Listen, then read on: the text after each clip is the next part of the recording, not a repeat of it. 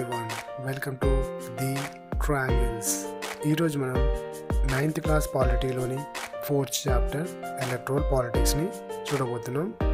ఈ చాప్టర్ 3 పార్ట్స్లో డివైడ్ చేస్తాము. ఫస్ట్ పార్ట్ ఆల్రెడీ అప్లోడ్ అయిపోయింది, సెకండ్ పార్ట్ ఇప్పుడు చూడబోతున్నాం. ఈరోజు topic what is our system of elections. Our system అంటే ఇండియాలో ఎలక్షన్స్ ఏ విధంగా జరుగుతాయో తెలుసుకుందాం. ఎలక్షన్స్ 2 టైప్స్ ఉంటాయి, general elections, by elections. General elections Lok Sabha, Vidhan Sabha కోసం జరుగుతాయి.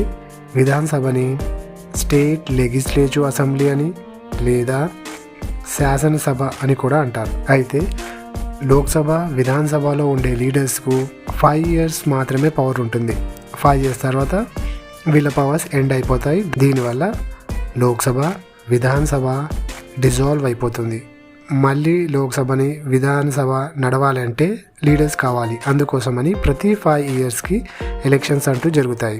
అయితే ఎలక్షన్స్ అన్ని కాన్స్టిట్యూషన్సీస్లో ఒకేసారి లేదా కొన్ని రోజుల గ్యాప్తో జరుగుతుంది. Next by elections. By elections అంటే ఏదైనా ఒక కాన్స్టిట్యూషన్సీలో లీడర్ చనిపోయినప్పుడు లేదా రిజిగ్నేషన్ ఇచ్చినప్పుడు ఆ ప్లేస్ను ఫిల్ చేయడానికి ఆ ఒక్క కాన్స్టిట్యూషన్సీలో మాత్రమే ఎలక్షన్ జరుపుతారు. దాన్ని బై ఎలక్షన్స్ అంటారు. ఈరోజు మనం జనరల్ ఎలక్షన్స్ గురించి మాత్రమే తెలుసుకుంటాం. ఎలక్షన్స్ ఎన్ని స్టేజెస్లో ఉంటుందో చూద్దాం. ఫస్ట్, ఎలక్షన్ అనేది 6 stagesలో ఇచ్చారు ఇక్కడ. First stage electoral constituency, next reserve constituency, voters list, nomination candidates, election campaigning, ఫైనల్గా polling and counting of votes. First topic electoral constituencies. ఇండియాలో ఏరియా బేసిస్ సిస్టమ్ ద్వారా లీడర్స్ని ఎలక్ట్ చేసుకుంటారు. ఒక పర్టికులర్ ఏరియాని తీసుకొని దాన్ని ఒక కాన్స్టిట్యూషన్సీగా రిప్రజెంట్ చేస్తారు. అలా ఇండియా మొత్తం 543 కాన్స్టిట్యూషన్సీస్ ఉన్నాయి. అంటే ఇండియాని 543 ఏరియాస్గా డివైడ్ చేశారు. అయితే ఇలా డివైడ్ చేసిన ప్రతి కాన్స్టిట్యూషన్సీలో ఈక్వల్ నెంబర్ ఆఫ్ ఓటర్స్ ఉండేలా, అప్రాక్సిమేట్లీ ఉండేలా చూస్తారనమాట. ఈ కాన్స్టిట్యూషన్సీలో ఎలక్ట్ అయిన రిప్రజెంటేటివ్ అంటే లీడర్ని ఎంపీ అంటారు, మెంబర్ ఆఫ్ పార్లమెంట్. వీళ్ళు లోక్సభకి రిప్రజెంట్ చేస్తారు. అంటే లోక్సభలో మొత్తం 543 ఎంపీస్ ఉంటారు. అలాగే సేమ్ స్టేట్లో కూడా ప్రతి స్టేట్ని కొన్ని ఏరియాస్గా డివైడ్ చేసి వాటిని అసెంబ్లీ కాన్స్టిట్యూషన్సీస్ అంటారు. ఈ అసెంబ్లీ కాన్స్టిట్యూషన్సీలో ఎవరైతే ఎలక్ట్ అవుతారో వాళ్ళని ఎమ్మెల్యే అంటారు, మెంబర్ ఆఫ్ లెజిస్లేటివ్ అసెంబ్లీ. అలాగే మిగతా పంచాయత్, మున్సిపల్ ఎలక్షన్స్ కూడా సేమ్ ఇలా ఏరియా బేస్ సిస్టమ్గానే డివైడ్ చేస్తారు. ప్రతి విలేజ్ కానీ టౌన్ నుంచి వార్డ్స్కి, వార్డ్ నుంచి ప్రతి ఒక్క వార్డ్ మెంబర్గా ఎలక్ట్ చేస్తారు. అయితే ప్రతి కాన్స్టిట్యూషన్సీని ఒక సీట్గా రిప్రజెంట్ చేస్తారు. అంటే టోటల్ మన లోక్సభలో ఇప్పుడు 543 సీట్స్ ఉన్నట్టు అనమాట. అలాగే ఫస్ట్ పార్ట్లో మనం కేస్ స్టడీ చూసాము హర్యానాది. అందులో లోక్దల్ పార్టీకి 60 సీట్స్ వచ్చాయి. అంటే వాళ్ళకి 60 ఎమ్మెల్యేస్ వచ్చారు, మెంబర్ ఆఫ్ లెజిస్లేటివ్ అసెంబ్లీస్. వాళ్ళను 60 సీట్స్ అని రిప్రజెంట్ చేస్తారు. Second topic reserved constituencies. Constitution తయారు చేసేటప్పుడు వీకర్ సెక్షన్స్ కూడా ఎంపీస్, ఎమ్మెల్యేస్ అయ్యే ఛాన్స్ ఉండాలని ఒక స్పెషల్ సిస్టాన్ని క్రియేట్ చేశారు. మరి వీళ్ళ కోసమే ఎందుకు చేశారో చూద్దాం. ఫస్ట్, ఈ వీకర్ సెక్షన్స్ దగ్గర సరైన రిసోర్సెస్ కానీ, ఎడ్యుకేషన్ కానీ, కాంటాక్ట్స్ కానీ ఉండవు. దీనివల్ల వాళ్ళు కాంటెస్ట్ చేయడం కానీ విన్ అవ్వడం ఛాన్సెస్ కూడా చాలా తక్కువగా ఉంటాయి. ఎందుకంటే రిసోర్స్ ఉన్న వాళ్ళు ఆల్వేస్ గెలుస్తూ వస్తారు.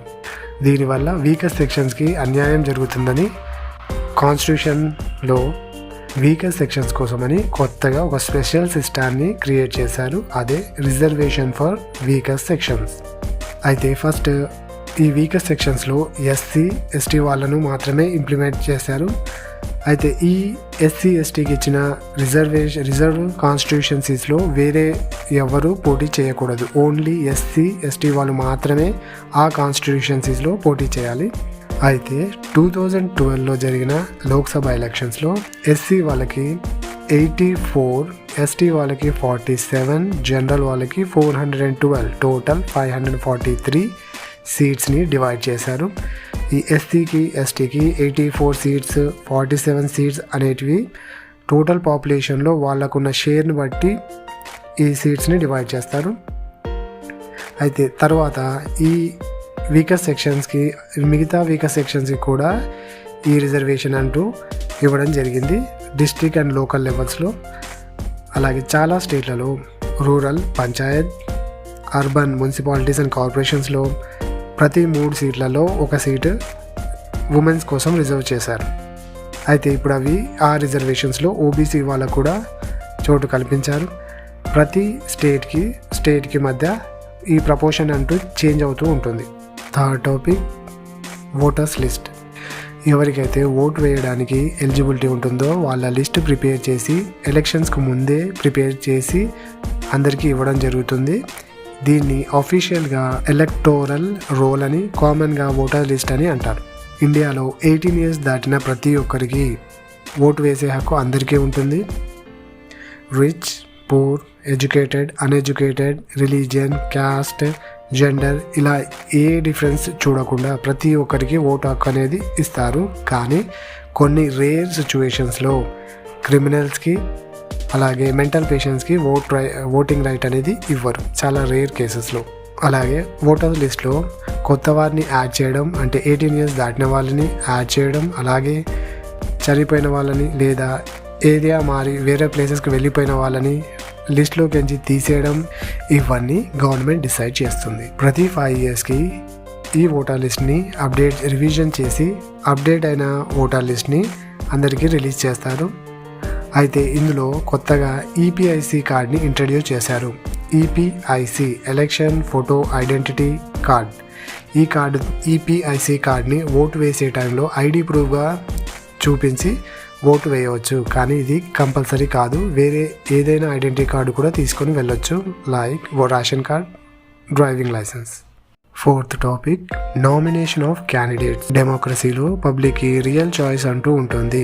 అందుకని ప్రతి ఒక్కరూ ఎలక్షన్స్లో పోటీ చేసే హక్కుని ఇచ్చారు. అయితే ఎవరైతే ఎలక్షన్స్లో కంటెస్ట్ చేయాలనుకుంటారో వాళ్ళకు మినిమం ఏజ్ 25 ఇయర్స్ ఉండాలి. అలాగే సీరియస్ క్రిమినల్ కేసెస్ ఉండకూడదు. ఎలక్షన్స్లో పోటీ చేసే వాళ్ళు 2 టైప్స్ ఉంటారు. First party ticket, second independent. Party ticket అంటే ఏంటో చూద్దాం. ఏదైనా ఒక పొలిటికల్ పార్టీ ఒక క్యాండిడేట్ని నామినేట్ చేసినప్పుడు ఆ పొలిటికల్ పార్టీ అతనికి పార్టీ సింబల్ ఇంకా సపోర్ట్ను ఇస్తుంది. అలా ఏదైనా ఒక పార్టీ ఒక క్యాండిడేట్ని నామినేట్ చేసినప్పుడు దాన్ని పార్టీ టికెట్ అంటారు. అలాగే ఇండిపెండెంట్ క్యాండిడేట్స్కి ఈసీ, ఎలక్షన్ కమిషన్ వాళ్ళు ఒక సింబల్ని ఇస్తారు. అయితే పార్టీ టికెట్ తీసుకున్న క్యాండిడేట్ అయినా, ఇండిపెండెంట్గా వచ్చిన క్యాండిడేట్ అయినా ప్రతి ఒక్కరూ నామినేషన్ ఫామ్ని ఫిల్ చేసి సెక్యూరిటీ డిపాజిట్గా కొంత అమౌంట్ని పే చేయాల్సి ఉంటుంది. సుప్రీంకోర్టు కొత్తగా డిక్లరేషన్ సిస్టాన్ని ఇంట్రడ్యూస్ చేసింది. డిక్లరేషన్ సిస్టమ్ ఏంటో చూద్దాం. ఎవరైతే క్యాండిడేట్ పోటీ చేయాలని వస్తారో వాళ్ళు వాళ్ళ యొక్క ఎడ్యుకేషన్ డీటెయిల్స్, వాళ్ళ మీద ఉన్న ఏవైనా సీరియస్ క్రిమినల్ కేసెస్ పెండింగ్ ఉంటే ఆ డీటెయిల్స్, అలాగే అతని ఫ్యామిలీ యొక్క ఆస్తి వివరాలను ఇవ్వాల్సి ఉంటుంది. ఈ ఇన్ఫర్మేషన్ని పబ్లిక్గా పెడతారు. దీనివల్ల ఓటర్స్కి ఎవరికి ఓటు వేస్తున్నామో వాళ్ళ గురించి కొంచెం బేసిక్ ఐడియా అంటూ వస్తుంది. అందుకోసమని ఈ డిక్లరేషన్ సిస్టాన్ని ఇంట్రడ్యూస్ చేశారు. Fifth topic, election campaign. Election campaign అనేది ఫ్రీ అండ్ ఓపెన్ డిస్కషన్ ఉంటుంది. ఇక్కడ ఎవరు బెటర్ లీడరు, ఏ పార్టీ బెటర్ గవర్నమెంట్ ఫామ్ చేస్తుంది, అలాగే ఎవరి పాలసీస్ బాగున్నాయి, ఈ విషయాల మీద డిస్కషన్స్ జరుగుతూ ఉంటాయి ఈ క్యాంపెయినింగ్లో. అయితే ఇండియాలో క్యాండిడేట్స్ ఫైనల్ లిస్ట్ అయినప్పటి నుండి ఎలక్షన్ డే వరకు మధ్యలో 2 వీక్స్ వరకు ఎలక్షన్ క్యాంపెయిన్ కోసం ఆఫీషియల్గా టైం ఇస్తారు. అయితే ఈ ఎలక్షన్ క్యాంపెయినింగ్ అనేది పొలిటికల్ పార్టీస్ అంతకంటే చాలా ముందు నుంచే ప్రిపరేషన్స్ అంటూ చేస్తూ వస్తారు. కానీ అఫీషియల్గా 2 వీక్స్ టైం మాత్రమే ఎలక్షన్ కమిషన్ ఇస్తుంది. ఎలక్షన్ క్యాంపెయినింగ్లో మేజర్గా పబ్లిక్ అటెన్షన్ అంటూ కావాలి. దానికోసమని అక్కడ ఉన్న పెద్ద సమస్యలను ప్రాబ్లమ్స్ని ఏ విధంగా సాల్వ్ చేయబోతున్నామో ఓటర్స్కి ఎక్స్ప్లెయిన్ చేస్తారు. దీని ద్వారా ఓటర్స్కి ఆ లీడర్స్ మీద నమ్మకం కలిగి వాళ్ళు ఓటు వేసే ఛాన్సెస్ ఉంటాయి. అందుకోసమని కొంతమంది లీడర్స్ స్లోగన్స్ను వాడుతూ ఉంటారు. అలా కొన్ని సక్సెస్ఫుల్ స్లోగన్స్ ఏంటో చూద్దాం. గరీబీ హటావ్, remove poverty, 1971 Lok Sabha elections, Congress, Indira Gandhi. అలాగే save democracy, Janata party, Jayaprakash Narayan, Lok Sabha elections 1977. Land to the tillers, left front, Bengal assembly elections 1977. Protect the self respect of the Telugus, TDP party, NT Rama Rao 1983. డెమోక్రసీలో పొలిటికల్ పార్టీస్కైనా క్యాండిడేట్స్కైనా ఎలక్షన్ క్యాంపెయినింగ్ వాళ్ళకు నచ్చిన విధంగా చేసుకునే అవకాశం ఉంటుంది.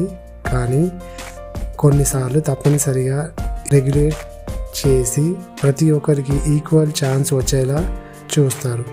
అలాగే ఎలక్షన్స్ టైంలో చేయాల్సిన పనులు, చేయకూడని పనులు అంటూ కొన్ని రూల్స్ అండ్ రెగ్యులేషన్స్ ఉన్నాయి. అవేంటో చూద్దాం. Elections law, bribe or threaten voters, డబ్బులు ఇచ్చి లేదా భయపెట్టి ఓటు వేయమని ఎవరిని అడగకూడదు. అలాగే క్యాస్ట్, రిలీజియన్ పేరు చెప్పి ఓట్లు అడగకూడదు. రూలింగ్ పార్టీలో ఉన్న వాళ్ళు గవర్నమెంట్ యొక్క రిసోర్స్ని వాడకూడదు, ఎగ్జాంపుల్ వెహికల్స్. అలాగే ప్రతి లోక్సభ కాన్స్టిట్యూషన్సీకి 25 లక్షలు, అసెంబ్లీ కాన్స్టిట్యూషన్స్కి 10 లక్షలు మాత్రమే ఖర్చు చేయాల్సి ఉంటుంది. దీంతోపాటు అన్ని political parties, independent candidates code of కండక్ట్ని తప్పనిసరిగా పాటించాల్సి ఉంటుంది. అందులో ఉన్న రూల్స్ ఏంటో చూద్దాం. ఎలాంటి ప్రార్థనా స్థలాల్లో ఎలక్షన్ ప్రచారం చేయకూడదు. అలాగే రూలింగ్ పార్టీ వాళ్ళు గవర్నమెంట్ యొక్క వెహికల్స్ కానీ ఆఫీసర్స్ని కానీ ఎలక్షన్స్కి వాడుకోకూడదు. అలాగే రూలింగ్ పార్టీ వాళ్ళు కొత్త ఫౌండేషన్స్ని అంటే శంకుస్థాపన చేయకూడదు, కొత్త పాలసీస్ని స్టార్ట్ చేయకూడదు. అలాగే ప్రాజెక్ట్ని ఇంకా ఎలాంటి ప్రామిసెస్ కూడా ఈ ఎలక్షన్స్ టైంలో చేయకూడదు. ఒకవేళ ఎవరైనా క్యాండిడేట్స్ ఈ రూల్స్ని ఫాలో కాకపోతే, ఎవరైనా క్యాండిడేట్స్ ఈ రూల్స్ని ఫాలో కాకుండా విన్ అయినప్పటికీ అతని విన్నింగ్ని రిజెక్ట్ చేసి ఆ ఏరియాలో మళ్ళీ ఎలక్షన్స్ పెడతారు.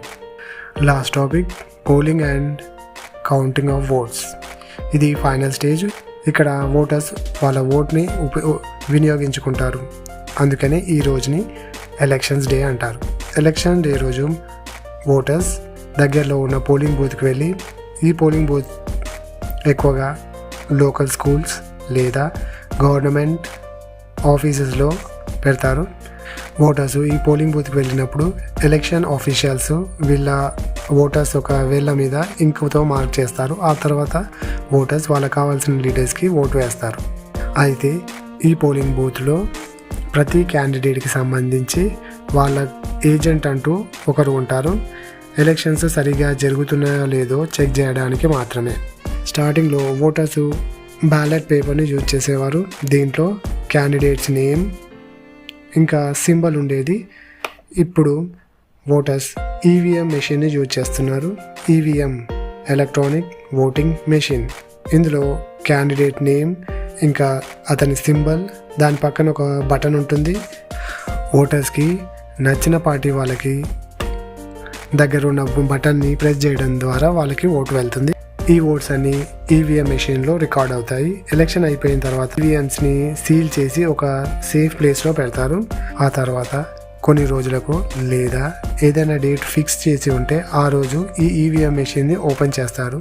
ఈ ఈవీఎంస్ ఓపెన్ చేసే టైంకి క్యాండిడేట్కి సంబంధించిన ఏజెంట్లు కూడా అక్కడే ఉంటారు. కౌంటింగ్ అనేది కరెక్ట్గా జరుగుతుంది లేదా అని తెలుసుకోవడానికి. ఎవరికైతే ఎక్కువ ఓట్స్ వస్తాయో ఆ కాన్స్టిట్యూషన్సీలో వాళ్ళు విన్ అయినట్టుగా డిక్లేర్ చేస్తారు. జనరల్ ఎలక్షన్స్లో కౌంటింగ్ అయిన తర్వాత అదే రోజు టీవీ, రేడియో, న్యూస్ పేపర్ ద్వారా రిజల్ట్స్ని తెలియజేస్తారు. రిజల్ట్ డిక్లేర్ అయిన తర్వాత ఏ పార్టీ గవర్నమెంట్ ఫామ్ చేస్తుందో క్లియర్గా తెలిసిపోతుంది. ఇంకొక టాపిక్తో నెక్స్ట్ వీడియోలో కలుద్దాం.